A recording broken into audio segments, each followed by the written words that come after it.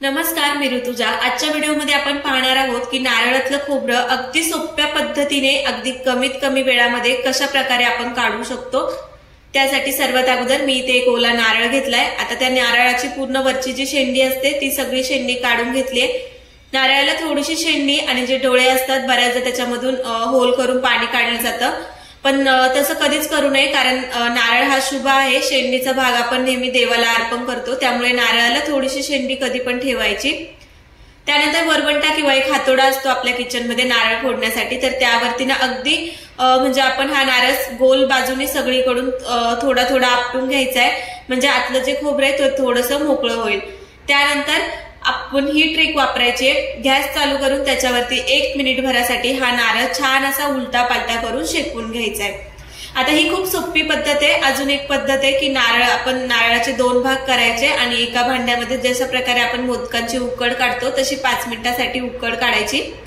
परंतु ती उकड काढताना जे आतलं खोबरं असतं त्याला सुद्धा ती म्हणजे खोबरं थोडंसं शिजलं जातं, त्याच्यामुळे ते जास्त काळ टिकू शकत नाही। हा नारळ अगदी आपण 1 मिनिट भरासाठीच इथे शेकून घेत आहोत, त्याच्यामुळे आतलं जे खोबरं आहे त्या खोबऱ्यापर्यंत जो शेक आहे तो शेक पुरत सुद्धा नाही। तर तुम्ही इथे पाहू शकता, अगदी मी लाईव्ह दाखवलंय। 1 मिनिट भराच्या कमी वेळामध्येच मी हा नारळ म्हणजे शेकून घेतलाय। त्यानंतर थोडासा नारळ आता आपण हा थंड होऊन देणार आहे। त्यानंतर तुम्ही इथे पाहू शकता की नारळ थंड झाल्याच्या नंतर ना त्या नारळाला बघा अशा भेगा गेलेल्या, म्हणजे नारळ फोडल्याच्या नंतर जे खोबरं आहे ते खोबरं अगदी सहजपणे निघलं जाईल। जे आतलं खोबरं असतं ते ह्या कवटीपासून म्हणजे थोडंसं डिल्ल झालेलं असतं, त्याच्यामुळे आपल्याला अगदी अलगदपणे ते खोबरं काढता येतं।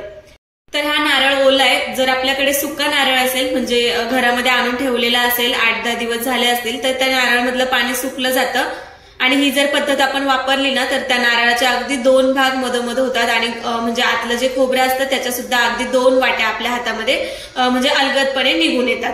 हे खोबरं ओल्या असल्यामुळे त्याचे म्हणजे आपण जो फोडतो ते फोडतानाच त्याचे थोडे छोटे छोटे तुकडे होतात, परंतु आतलं जे खोबरं आहे ते अगदी अलगदपणे आपण काढू शकतो।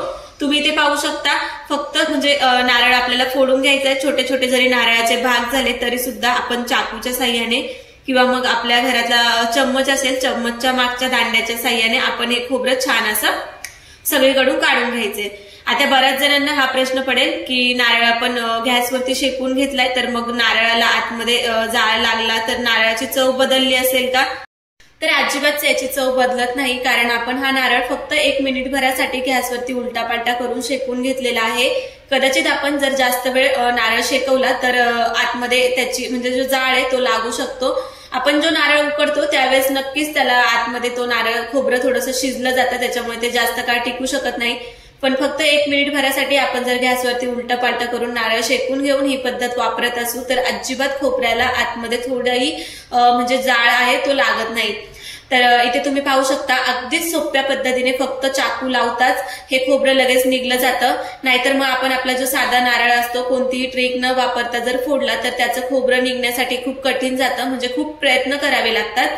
पण ही जर पद्धत आपण वापरली तर अगदी 2-3 मिनिटाच्या आतमध्ये आपण हे खोबरं अगदी नारळापासून वेगळं सोप्या पद्धतीने करू शकतो, तेही कमीत कमी वेळामध्ये। त्यानंतर हे खोबरं छान असं पाण्यामध्ये मी धुवून घेते। आता हे जर खोबरं आपल्याला भरपूर दिवसांसाठी ठेवायचं असेल तर पाण्यामध्ये छान असं धुवायचं। बऱ्याचदा आपण हे खोबरं पाण्यामध्ये ठेवतो पण ते पाणी रोज रोज आपल्याला चेंज करावं लागतं, त्याच्यापेक्षा हे खोबरं एकदा धुवायचं आणि त्याच्यानंतर छान असं सुकून द्यायचं। खोबरं सुकल्याच्या नंतर एका डब्यामध्ये आपण हे खोबरं छान असं साठवून ठेवायचं आहे। तर इतक्या सोप्या पद्धतीने अगदी कमी वेळात आपण नारळापासून हे खोबरं वेगळं करू शकतो। धन्यवाद।